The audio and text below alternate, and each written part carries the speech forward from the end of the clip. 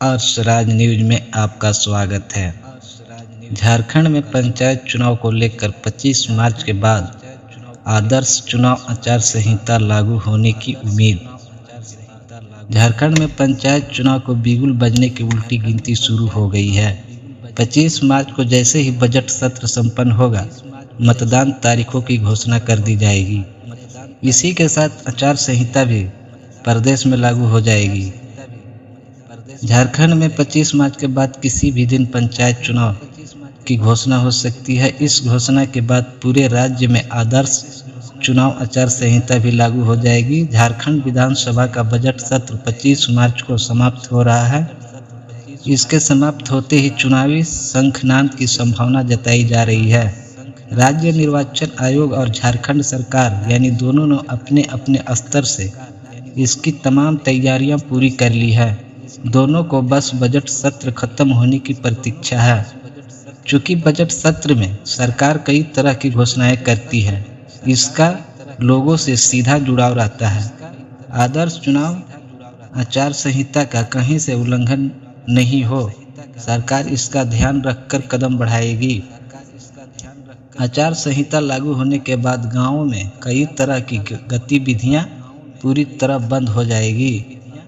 वैसे तो झारखंड में पंचायत चुनाव दलीय आधार पर नहीं हो रहा है, बावजूद हेमंत सोरेन सरकार की कोशिश होगी कि पंचायत चुनाव में झामुमो और कांग्रेस समर्थकों को अधिक से अधिक जीत मिले।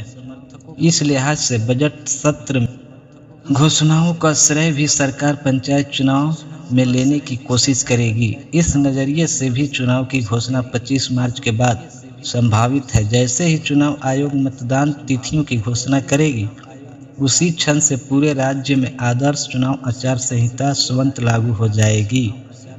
उसके बाद सरकार कोई नई घोषणाएं नहीं कर सकेगी।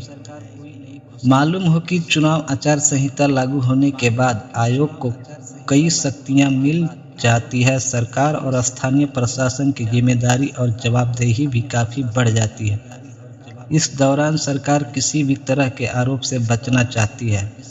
सोच समझकर सरकारी कार्यक्रमों का संचालन करती है। जिस तरह से लोकसभा और विधानसभा चुनावों में आदर्श आचार संहिता का पालन होता है, उसी तरह से पंचायत चुनाव में भी इसका पालन सुनिश्चित करना होता है। चुनाव आयोग उतना ही सक्रिय नजर आता है। निर्वाचन आयोग ने कई नियम बना रखा है। जिस दिन चुनाव आयोग तारीखों का ऐलान करता है, उसी दिन से यह प्रभावी हो जाता है। इसका पालन करना सभी राजनीतिक दलों और प्रत्याशियों के लिए अनिवार्य होता है। पालन नहीं करने पर आयोग की ओर से प्राथमिकी दर्ज कराई जाती है। इसमें जेल जाने तक का प्रावधान शामिल है। चुनाव की घोषणा से लेकर मतगणना तक यह प्रभावी रहता है। झारखंड पंचायत चुनाव में भी घोषणा से लेकर मतगणना तक यह प्रभावी रहेगा। झारखंड कैबिनेट में लिए गए फैसले के अनुसार प्रदेश में 4 चरणों में चुनाव कराने की तैयारी है। इतना ही नहीं, ईवीएम की जगह इस बार बैलेट से चुनाव कराए जाएंगे। बड़ी संख्या में बैलेट बॉक्स उत्तर प्रदेश से मंगाए जा रहे हैं। इनकी डेंटिंग पेंटिंग चंद दिनों बाद शुरू हो जाएगी। झारखंड सरकार के पंचायती राज मंत्री आलमगीर आलम की माने तो चुनाव से 1 माह पूर्व तारीखों की घोषणा की जाएगी। तैयारियां पूरी कर ली गई है। उधर चुनाव आयोग भी अपने कर्मचारियों को प्रशिक्षण आदि दिलाने का कार्य पूर्ण कर चुका है। बहरहाल सरकारी सूत्रों की माने तो पंचायत चुनाव की तारीखों के ऐलान की उल्टी गिनती शुरू हो गई है। 25 मार्च के बाद किसी भी दिन गांव की सरकार गठन के लिए तिथि की घोषणा कर दी जाएगी।